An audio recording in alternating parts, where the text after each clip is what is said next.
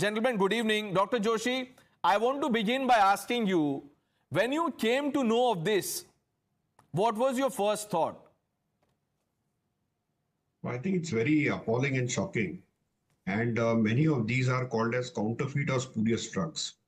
And these need to be weeded out from the system completely because these can have deleterious effects independent of the treatment paradigm they have.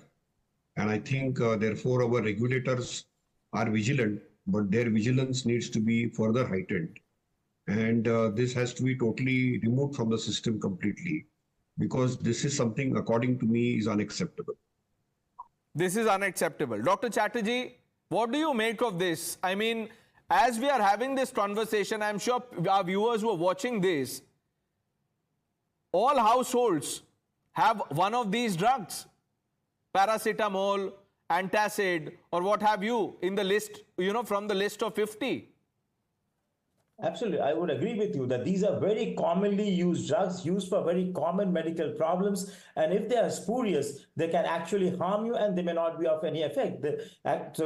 The person who is consuming these drugs can become more sick and their illness will not be treated and they might need admission to a hospital. It can sometimes be fatal.